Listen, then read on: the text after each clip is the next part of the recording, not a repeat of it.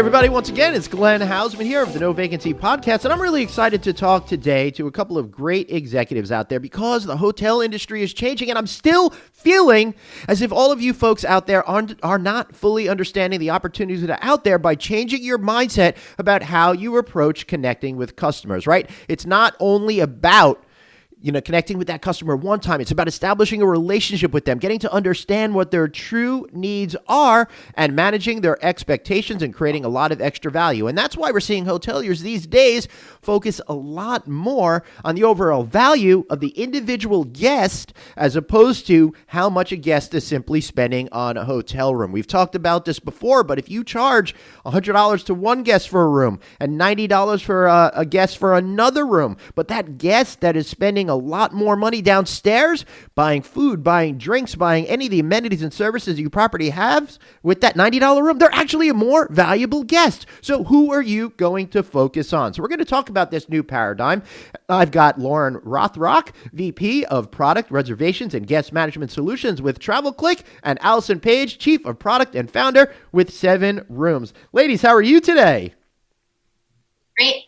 Doing great. Well, it's really exciting to have you there. And I think the best place for us to begin is to orient the audience a little bit as to who you are and what you do. So without too much of a shameless plug, we'll save those for the end. Lauren, maybe you could start. Tell us a little bit about Travelclick, and then we'll move on to Allison. Sure. I run the Reservations and Guest Management Solutions product division at Travelclick. We are a company over 30 years old, recently acquired by Amadeus, a global leader in hospitality technology. Mm-hmm. And we provide solutions to hotels, especially to help hotels stay independent. So everything you need from a reservation system to media, business intelligence, CRM, websites, and more. Excellent. Allison, what about yourself? And I'll jump in here. Sure. Yeah. So I'm the founder of 7 Rooms. We're an operations, marketing, and guest engagement platform for the hospitality industry. What we help operators to do is to collect data about their guests and then use that data to personalize the entire guest journey from the time that they're on property all throughout their marketing after that guest has walked off the property. Right. Yeah, and that's absolutely right. And you are, I think, hitting on exactly where we're going. That whole notion of personalization, creating individualized experiences for lots of people all at once. So, Allison, how does that work when it comes to the importance of food and beverages at the hotel with the hoteliers being able to then connect in a better and more meaningful way with the customers walking through their door? Yeah, absolutely. I think traditionally, F&B wasn't really thought of as such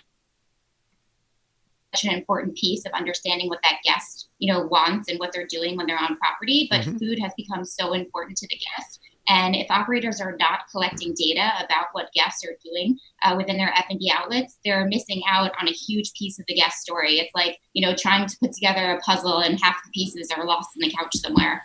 So being able to have that unified view of that guest, what they're doing, what they're spending on their room, what they're spending in the restaurant downstairs is really key to having that understanding of who your guest is. Right. So, Allison, how did you have the wherewithal to understand that this is where the hotel industry is headed and to create a company that's able to assist hoteliers in better making those connections with their customers?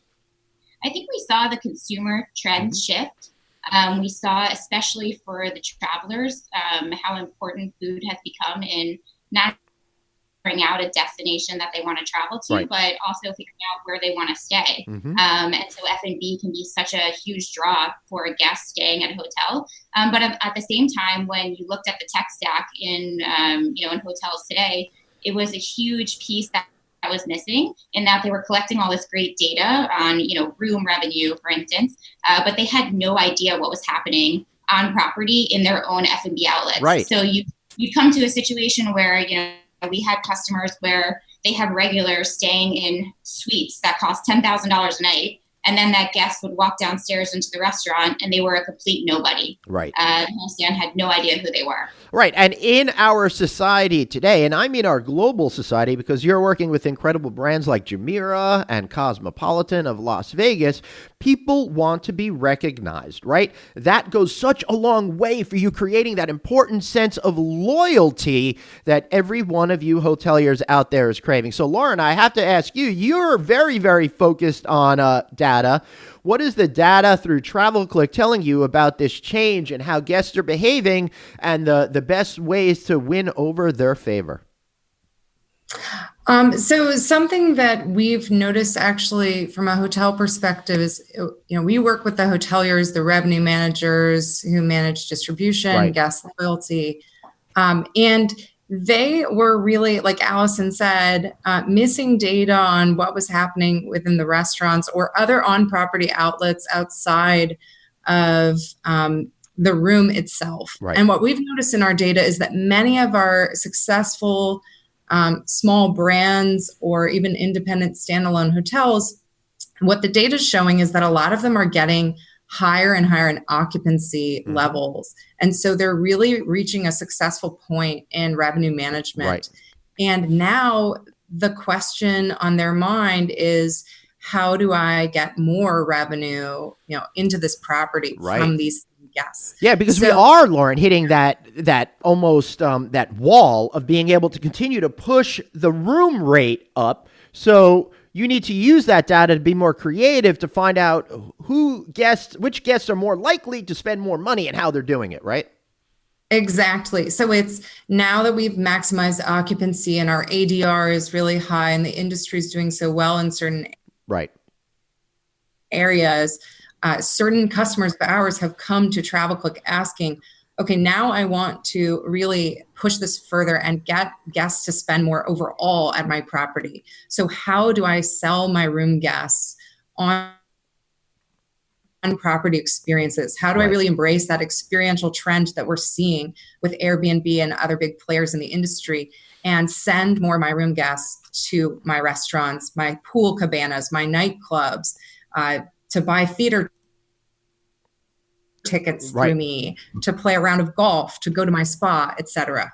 Yeah. So actually, no, keep going. Yeah, this is really what led us to partner with 7 Rooms. 7 Rooms brought that missing gap, that data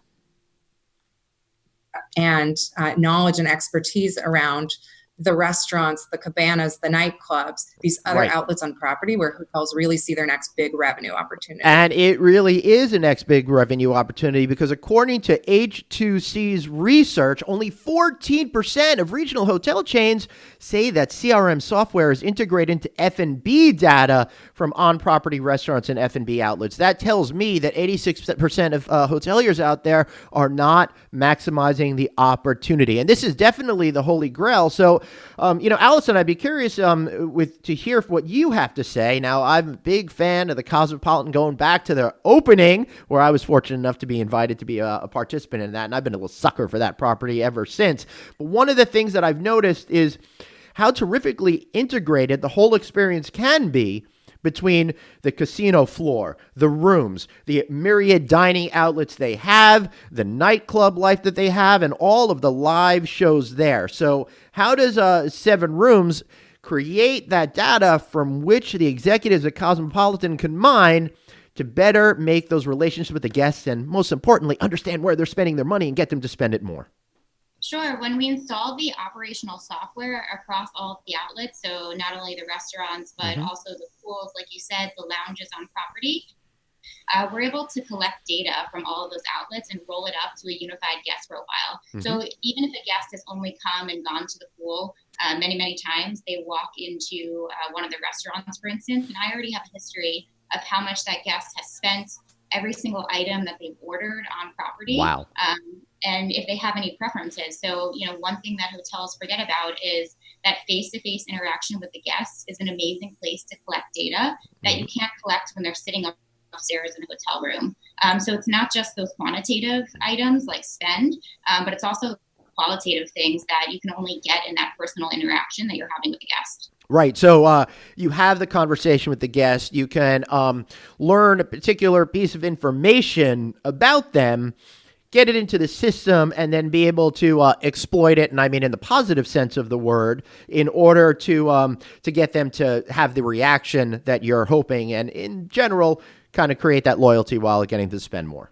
Yeah, Glenn, picture this scenario. There's, a guest that goes to a hotel in New York. Yep. And they're a local. They live in New York City. They go to that restaurant all the time. Yep. The restaurant knows that they have a gluten allergy, right? Mm-hmm. Now, that guest travels to London and stays in a hotel that's of the same brand, right, of that hotel in New York, and there's gluten-free snacks in the room because they knew that guest was gluten-free from the restaurant in New York.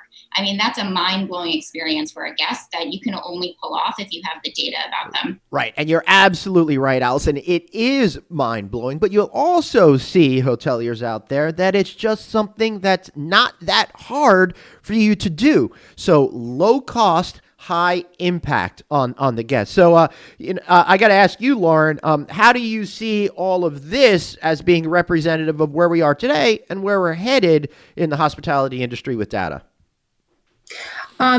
Well, at Travelclick, we've worked to develop guest management solutions so that hotels can have a central guest profile and really rely on that to better serve the guest. So the amazing thing of this new era we're entering is that we have partners like 7 Rooms where they bring in this data from the restaurant experience, and now a hotel marketing team can actually access that data.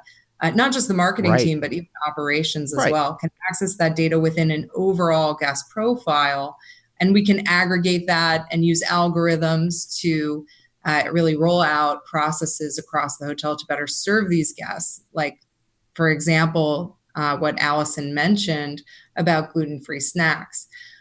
So it's really amazing to be able to act on this data now. We're very focused on some different ways that you can act on it to make a big difference at your property. Right. So then I think the next phase of this conversation really has to be, so you want to integrate. So what are the initial steps hoteliers need to take in order to really break through with their CRM strategies when it comes to F&B data and knowledge and that sort of stuff? I always say that it comes down to product, people, and process. Right. So, putting the product in place, have, 7 Rooms and Travelclick together, for instance, that's a great first step. But the tool isn't a magic solution.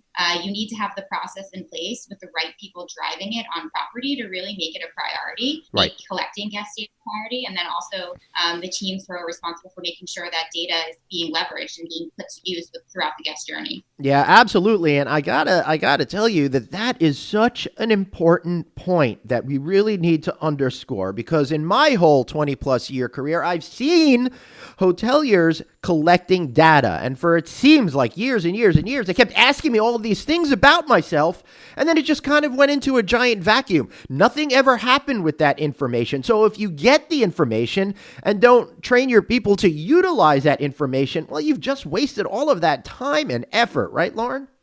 Right. And I would say, one application that we see often is a lot of our clients where they really have an emphasis on their restaurant on property or multiple restaurants. What they do is they'll actually train the front desk staff to greet the guest and then ask them, do you want to join us at our restaurant on property, our famous 5-star restaurant here on property? And what we're now able to do with this additional F&B data is actually train them to first look and see, does that guest already have a reservation on property? Right. Or do they have a reservation at another restaurant on property? Now you can actually tailor that message and say, for example, I see that you've booked at, a lunch at our restaurant on the golf course. Would you like to join us for dinner this Friday night at our restaurant here off the left wing of the lobby? And it just makes the experience a little bit more personalized.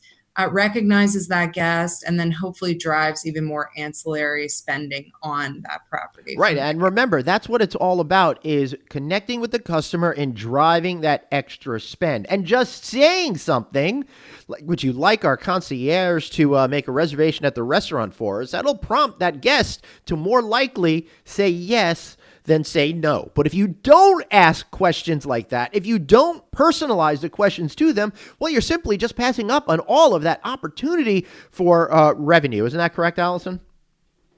That's absolutely right. I think, hotels need to start looking at F&B as an asset that they can leverage. It's something that the guest already wants. Mm-hmm. So how can you use that asset to your advantage, whether that's offering customized experiences, putting it in your marketing to drive guests to come back to the property. Right. It's a weapon that they have, especially, against Airbnb, which is, an alternative choice of where guests can stay traveling to a city. That's something that Airbnb cannot compete with. Right. Yeah. You certainly you can, and especially since you mentioned the whole Airbnb thing, I think Airbnb is more representative of a cultural shift that we're seeing in the way that people want to experience travel. They want to feel more connected to the local neighborhoods there. So hoteliers out there have more of an opportunity to create that bridge to the neighborhood while also boosting sales within their hotel. For example, if your F&B, Allison, is very much of the flavor of the neighborhood that they're in, that's a really terrific opportunity to make that important connection with the customer and upsell them. That's absolutely right. I mean, F&B is an amazing way to show off that local flavor, Right. Whether that's bringing in a local chef or brand, or building an amazing communal space where locals are coming in and either working there or getting drinks with friends. Right. Travelers love being connected to that neighborhood, that destination that they're choosing to stay in. So how to either one of you, maybe we'll just say Lauren, since Allison just said something. What does this mean for loyalty? When you're able to actually have some sort of insight into consumer behaviors in such a specific way, does it actually drive loyalty? Yeah, so Glenn, it's an interesting question. A lot of our hotels actually approach us and they're still trying to figure out how do I identify who my loyal guests are? And we will give them certain data points to look at to figure out, who from their entire database of customers are their most loyal guests, who they should really be entering in a more formal recognition program or a higher tier of recognition. What's amazing here is that you can now see how many times a guest has come by your restaurant, how much they've spent at your restaurant or your different on-property outlets. And it gives you a better sense of the lifetime value of that guest. Yes. And then it tells you how much more you should invest in your loyalty program, especially at that top tier.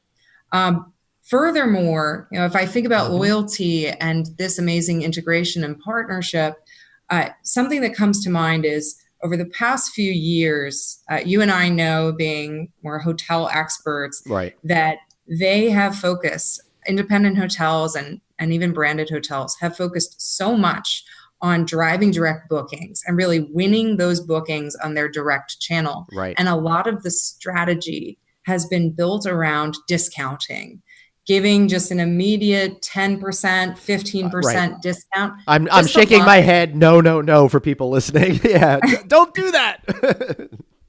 So a beautiful thing about this focus on F&B and on-property outlets other than just your hotel room is that we can actually transition our unique value proposition of the direct channel away from that 10 or 15% discount that comes straight off the ADR of the hotel room and toward benefits and rewards at your on-property outlets. Right. So for example, giving away a free drink or two at your restaurant to entice that loyal guest to come to your restaurant where they'll inevitably spend more. Agreed.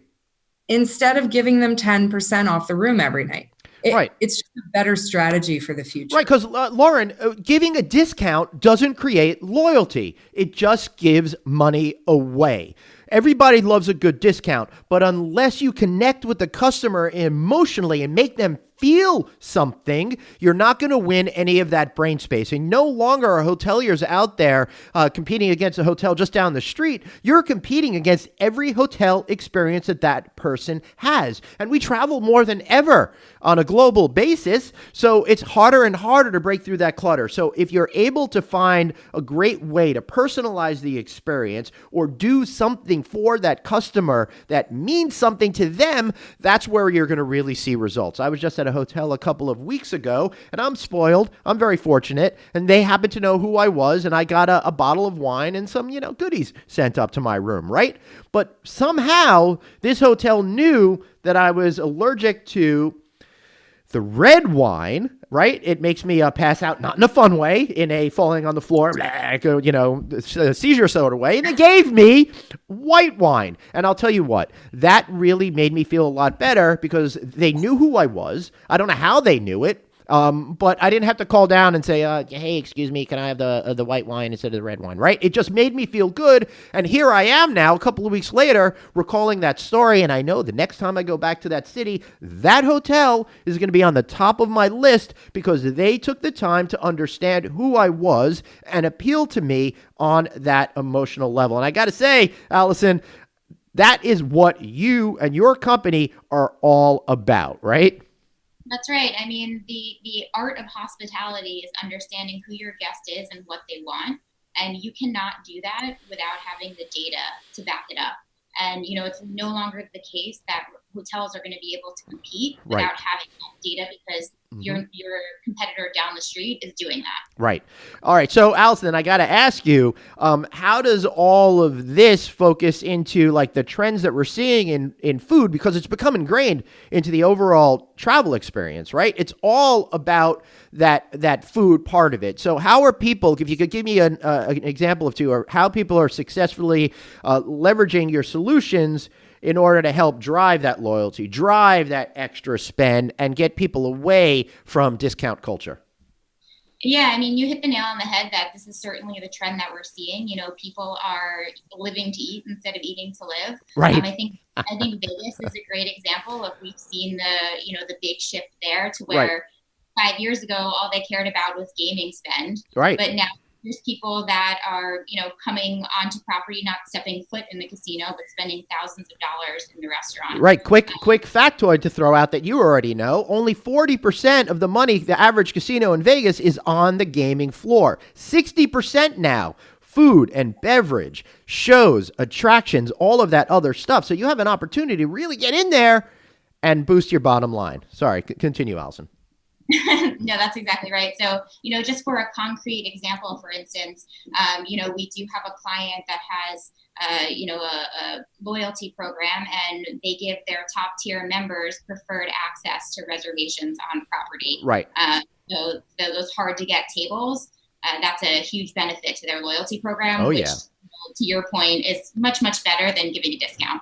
Much, much better. And if you are treated like a VIP, if I'm spending all of that money at the, we'll say the Cosmopolitan again as an example, I want to walk into the restaurant and be recognized as that VIP. And the feeling that I get from that is fantastic. Again, I took my family on a vacation back in August, and the hotel did a couple of things that made me look freaking awesome to my family, right? They made me look like I was a total player. And that, again, something I will never forget because I rarely look good in front of my wife and kids. So it was very, very refreshing.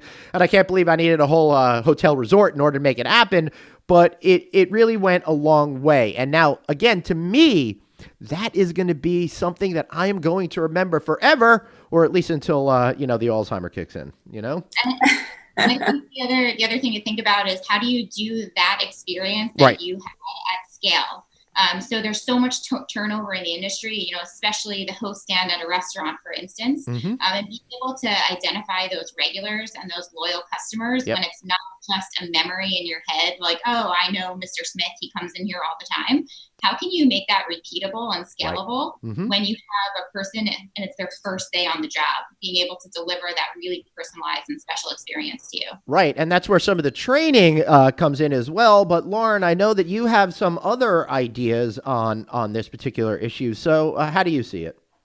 Yeah, I mean, you actually were mentioning this trend, and what we've seen from our hotels is that it's not just in Vegas, it's all over the world. Hotels are working harder to get those franchise contracts from really famous restaurateurs and bring in, a restaurant on property that will draw in guests. That's right.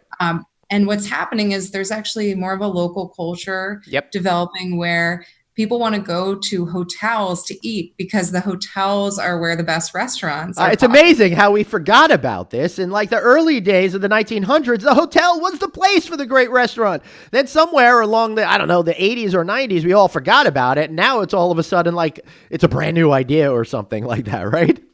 Yeah, absolutely. Yeah. So now everyone's coming into hotels or to eat at the restaurants. I mean, I'm from originally Miami, Florida, right? And I go back to visit my parents once a year, and they're taking me to hotels always to eat. Yeah, and I love your whole idea there, Lauren, of understanding what the guest is and being able to make recommendations off the menu that they might like. Oh, we see that you see that they like fresh caught fish or something like that, right? And you could have the server say, hey, I know that you love fresh caught fish. We've got such and such that just came off the boat. We're preparing it this way. You're absolutely going to love it, and that's probably a more expensive item than something else that was in the menu book.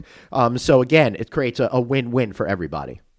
Yeah. And then I think about the hotel and how can you use that? So you really have to make sure as a hotelier that if people are coming to your restaurant and you have a profile for them there, that's getting translated over to the hotel. That's getting pushed to the hotel so that when you're marketing your rooms to your database, you're including people who came to your restaurant. Right. So this is another big opportunity for hotels to grow their database, especially following everything we've experienced with GDPR and losing members when you went out to do your reconfirmation. Everyone is looking for ways to build back up that database of guests.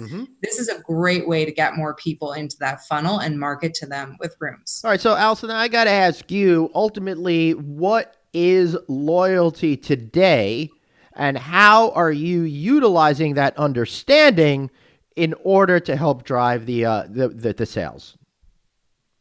I think loyalty today is, creating that place where a guest feels at home. Yes, right. Like you said, that you felt so special and you're going to remember that hotel next time you're in that market. Guests don't remember the meal they ate. They don't remember what the pillow felt like in the hotel. Well, maybe they do. I do sometimes. Right. They remember that feeling that they had when they were on property. And being able to make them feel special is what's going to make a guest loyal. Right. Yeah, absolutely. So any other thoughts on creating loyalty through better information and insightful data? Either of you? Yeah, I feel like we may have actually covered this particular topic. So my guess is I got to ask, is there any issue that I haven't covered at this point that you need to get out? And then I want to ask Allison and you, Lauren, a couple of more specific questions about your products. Yeah, I would just jump in and say that, in hotels trying to figure out a data strategy for their properties around the guest, it's really important to make sure they're working with partners like Seven Rooms, like Travelclick, that let the hotel own the data set, that are open to integrations to connect the tech stack at the hotel to make sure, even if you are collecting all that data, being able to put it together in a meaningful way that you can leverage either in service on property or in your marketing after that guest leaves. So, being really critical in bringing in new partners and making sure that they're in line with your overall strategy. Right. And it's what's really cool is Seven Rooms doesn't just work with hotels and restaurants. They're also very focused on nightlife, sporting and entertainment, membership clubs, all sorts of different things where getting people to spend more money is essential to your business. So, Allison, how does this all practically play out for a hotel that wants to utilize your services? Yeah, so it plays out because it doesn't matter the type of F&B outlet the hotel has. Right. Anything from buffets to full service restaurants to entertainment properties like Topgolf, for instance. We can help them with an operational system to be collecting all of that data about the guests. Right. And we also work in over 300 cities around the world. We have integrations with partners all around the globe. So, regardless of where that hotel has their portfolio properties, we can operate and we can help them to collect that data. When did you realize that this was your future, that you needed to start this company? It was about 8 years ago, and I don't think that I realized then what it would turn into today. But the need that we're solving today very much existed 8 years ago when we started the company, when, we were little brats that got annoyed. He wouldn't remember us when we walked into a restaurant. It's the same problems, perhaps on a bigger scale today. Yeah, it's so funny. I think about the local sushi joint that I go with my kids to often. I feel like it took them forever to know who I was, right? But once they did know who I was, all of a sudden everything changed. Just because they knew who we were and they knew what we liked, and every once in a while they just throw down, hey, chef wants you to try this. That is the sort of thing that wins me over and keeps me going back to that same place as opposed to choosing somewhere else to go. So, Lauren, let me kick this to you.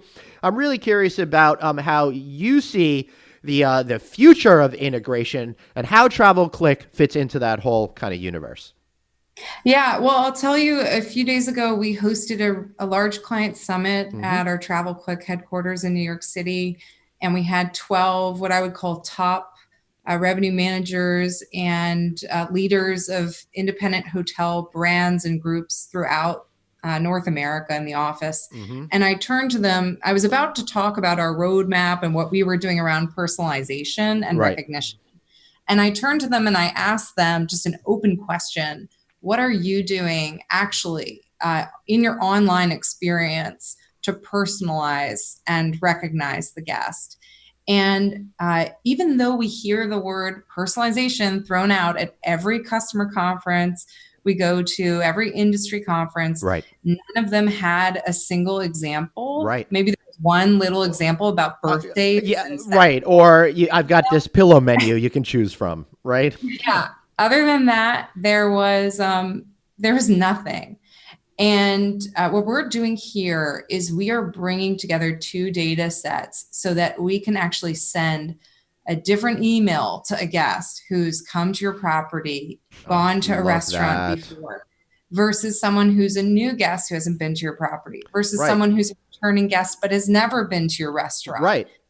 We're actually going to start personalizing those marketing messages to each of those individual crowds and allowing hotels to do that. And that's so essential, Lauren. And let me just add to what you're saying, because I get frustrated when I get emails in my box constantly about playing golf, right? I lived in Brooklyn for 20 years. I don't play golf. I just don't like golf. It does nothing for me. All right.